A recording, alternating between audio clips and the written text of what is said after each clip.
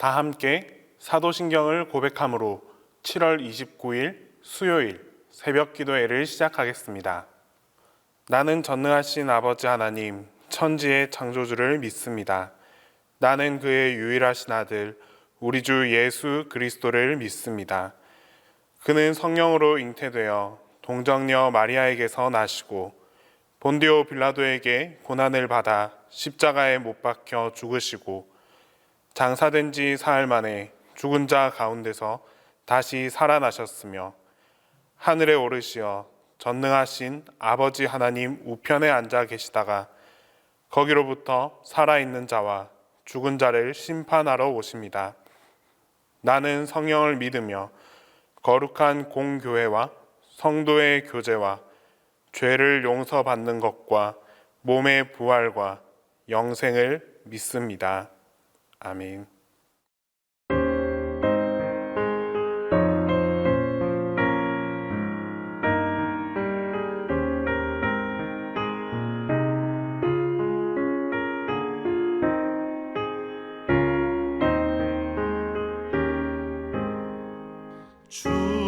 충성 외에는 참 기쁨 없도다.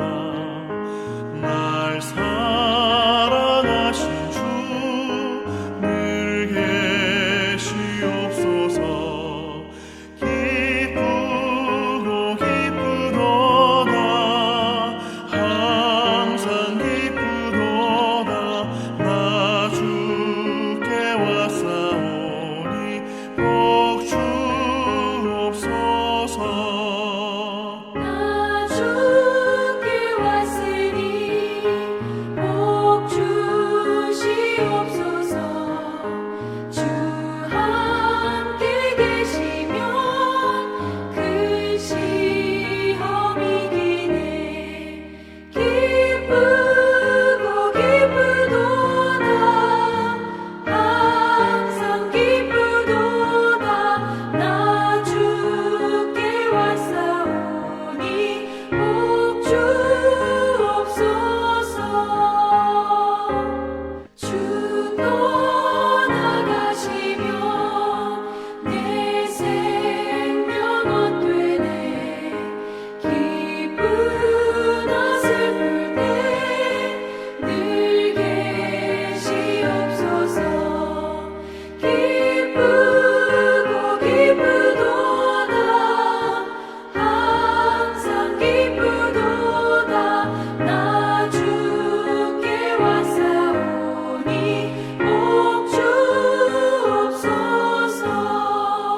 그 귀한 언약을 이루어 주시고 주 명령 따를 때 늘 계시옵소서.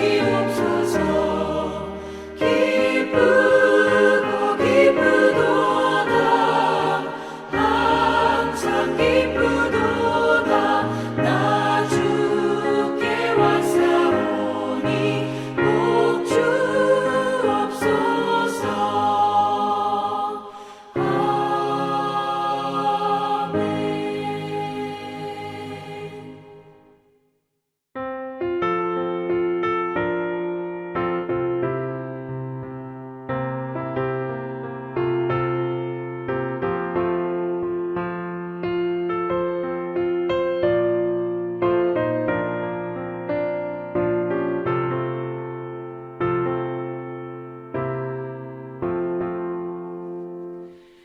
예수 나를 오라 하네. 예수 나를 오라 하네. 어디든지 주를 따라 주와 같이 가려네. 주의 인도하심 따라 주의 인도하심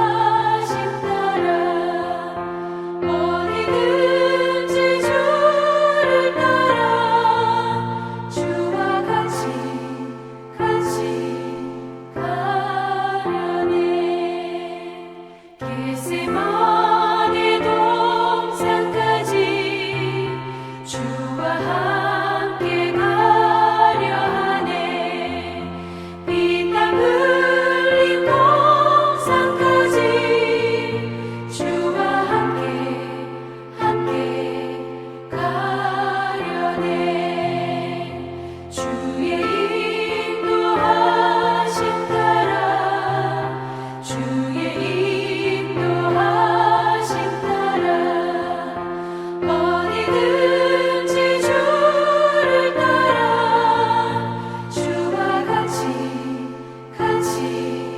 가려네. 심판하실 자리까지 주와 함께 가려 하네. 심판하실 자리까지 주와 함께 가려네.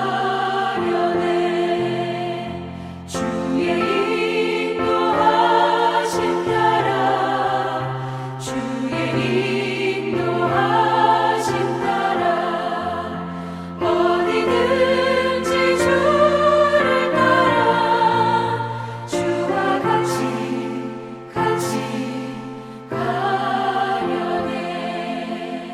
주가 크신 은혜 내려 나를 항상 돌보시고 크신 영광 보여주며 나와 함께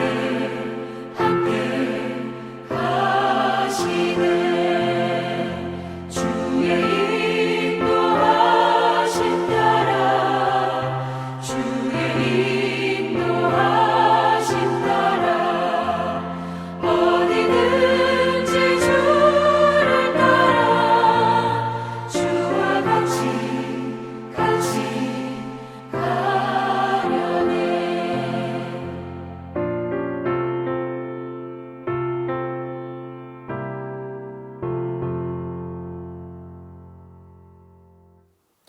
오늘 우리에게 주시는 하나님 말씀은 잠언 9장 4절에서 10절 말씀입니다. 구약 성경 잠언 9장 4절에서 10절 말씀입니다. 다 함께 봉독하겠습니다. 어리석은 자는 이리로 돌이키라. 또 지혜 없는 자에게 이르기를 너는 와서 내 식물을 먹으며 내 혼합한 포도주를 마시고 어리석음을 버리고 생명을 얻으라. 명철의 길을 행하라 하느니라. 거만한 자를 징계하는 자는 도리어 능욕을 받고 악인을 책망하는 자는 도리어 흠이 잡히느니라. 거만한 자를 책망하지 말라. 그가 너를 미워할까 두려우니라. 지혜 있는 자를 책망하라. 그가 너를 사랑하리라.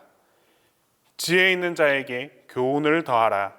그가 더욱 지혜로워질 것이요 의로운 사람을 가르치라. 그의 학식이 더하리라. 여호와를 경외하는 것이 지혜의 근본이요 거룩하신 자를 아는 것이 명철이니라. 아멘. 기독교 신앙은 강요를 기본으로 하지 않습니다. 기독교 신앙은 오래 기다려주고 참아줍니다. 그 모습에 인격적으로 감화받은 자들이 스스로 선택하도록 하는 것이 기독교 신앙의 본 모습입니다. 예수님께서 아주 오랫도록 기다리고 참으시다가 십자가에 달려 돌아가시고 또 모든 인류를 구원의 자리로 초대해 주셨습니다. 예수님의 초대에 각 사람이 자신의 마음을 열고 응답할 때 구원이 이루어집니다. 하나님께서 인간에 대해 아주 오랜 기간 참으셨는데 우리 가운데 어느 누구도 하나님의 그 초대에 응하지 않는다면, 응답하지 않는다면 아들을 십자가에 내어주신 그 하나님의 위대한 사랑도 아무런 소용이 없게 됩니다.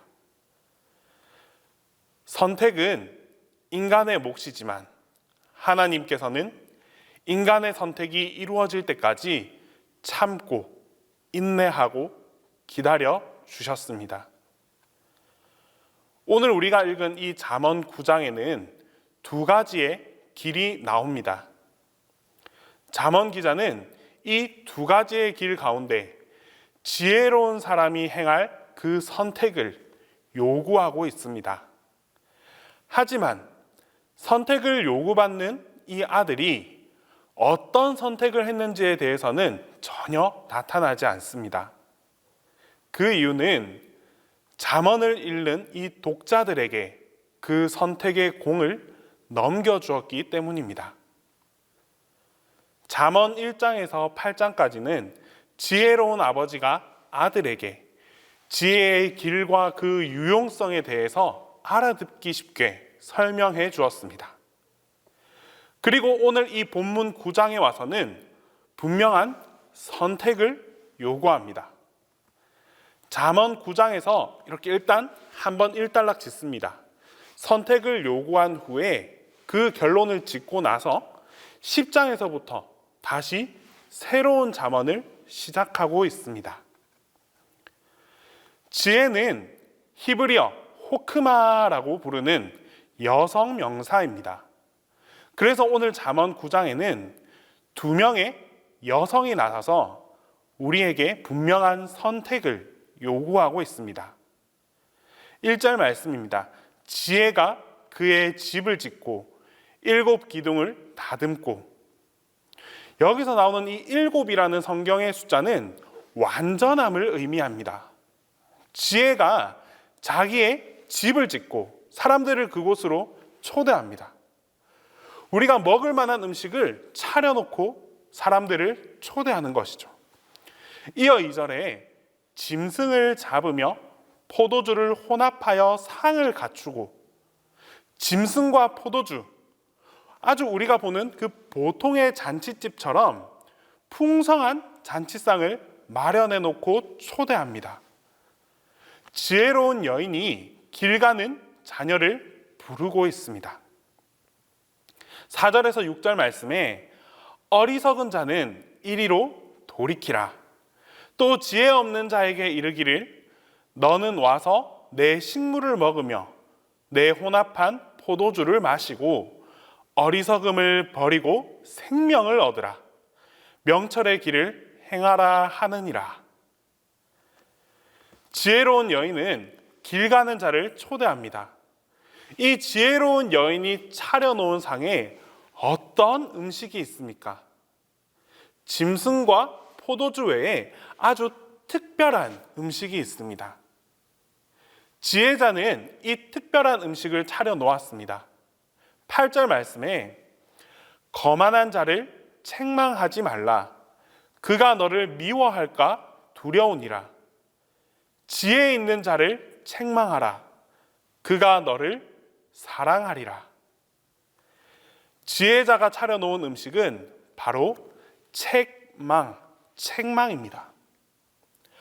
그러나 거만한 자는 이 지혜로운 여인의 초대에 응하지 않고 그냥 지나가 버립니다. 거만한 자는 책망을 받지 않겠다라고 선언했습니다. 그런데 지혜로운 자는 책망을 앉아서 가만히 듣고 있습니다. 그 사람이 바로 참으로 지혜로운 사람입니다. 사실 이 책망을 좋아하는 사람이 누가 있겠습니까? 누군가에게 싫은 소리를 들을 때 마음이 좋은 사람은 아무도 없습니다.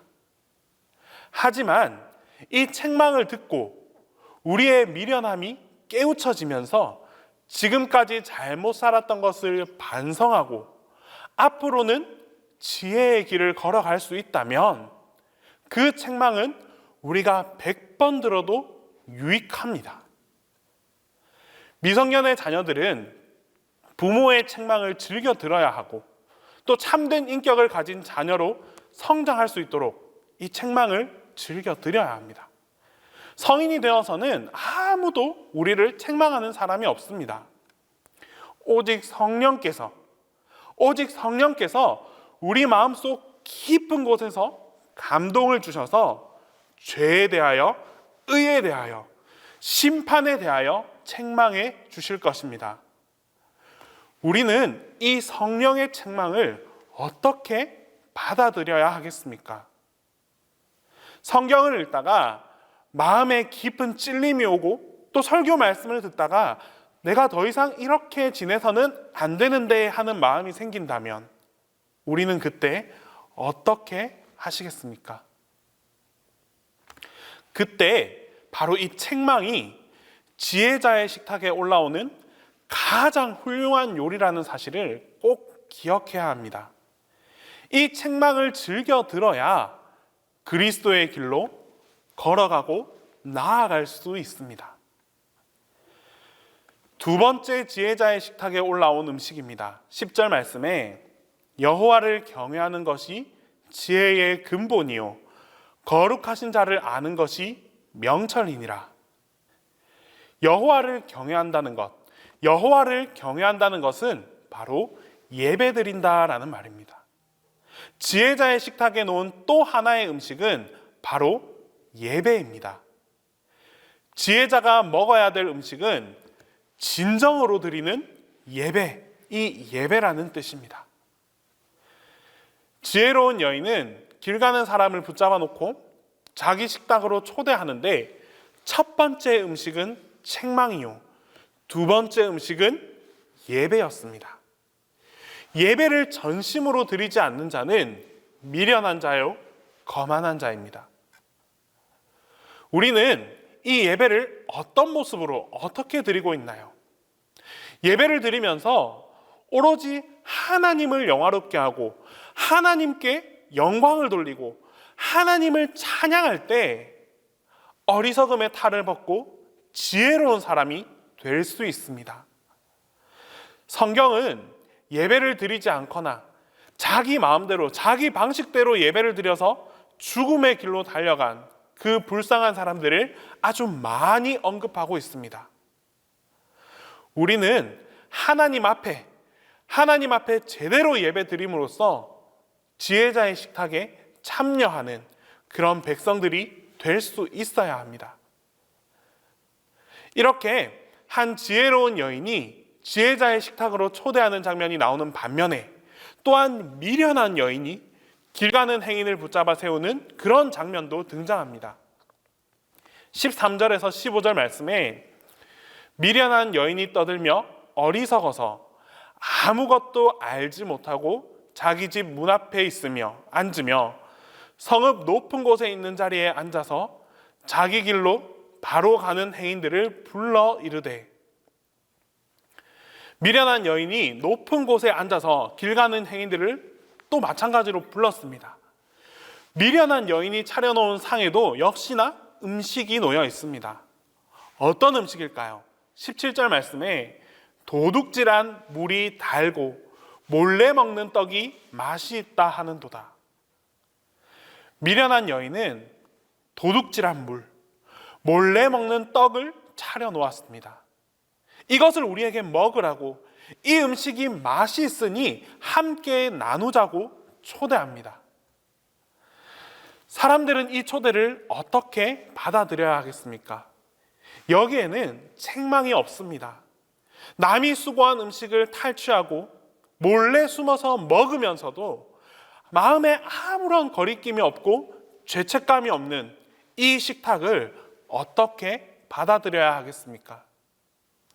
세상의 악한 사람들은 자기들이 수고하지 않은 이 식탁에서 스스로 지혜롭다 하는 악한 자들입니다.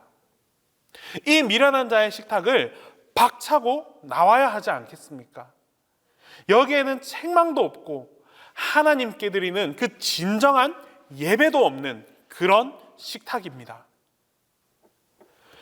두 명의 여인이 우리를 불러 세웁니다. 여러분은 어디에, 어떤 식탁에 앉으시겠습니까? 내 귀에 거슬리는 그 책망의 자리, 불편하고 항상 매여 있는 그 예배의 자리가 지혜로운 자리임을 깨닫고 그 자리를 선택하고 나아가야만 합니다. 오늘 본문에서 이 말을 듣고 있는 아들은 과연 어느 길로 선택했는지 그 결과가 나오지 않습니다. 선택은 오롯이 이 본문, 이 잠언을 읽는 우리의 몫입니다. 지혜자의 선택을 하시고 아름다운 생명의 길을 걸어갈 때에 그 선택의 길 끝에서 우리를 맞이하시는 하나님을 만나게 될 것입니다. 기도하겠습니다. 사랑의 하나님, 오늘 하루도 지혜의 말씀을 들려주셔서 감사합니다. 하나님, 우리는 이 세상을 살아가면서 수많은 선택의 순간을 경험하게 됩니다. 때로는 좋은 선택을 하여 기쁨을 누릴 때도 있고, 때로는 좋지 않은 선택으로 곤욕을 치르거나 고통받을 때도 있습니다. 지금까지는 선택의 기준이 무엇인지 잘 깨닫지 못했습니다. 때문에 책망을 피하고 쉽고 편안한 것을 쫓아 살아갔습니다. 하지만 이제 책망이 지혜자의 선택이고 책망을 즐겨 하는 것이 우리 삶의 유익이 된다는 사실을 깨닫습니다. 하나님의 교훈과 훈계를 멀리하지 않고 올바른 선택을 통하여 지혜자의 삶을 살아가게 하여 주시옵소서. 사랑의 하나님, 저희 동신교회를 지난 70년 동안 지켜주시고 함께 해주심에 감사를 드립니다. 하나님의 돌보심에 감사드리는 마음으로 지난 한 달여 기간 동안 베트남 사랑의 집 짓기를 함께 하였습니다. 기도로 동참하고 물질로 동참하고 마음으로 우리 모두가 동참하였습니다. 하나님, 우리의 정성과 수고를 통하여 하나님께 영광 돌릴 수 있기를 바랍니다.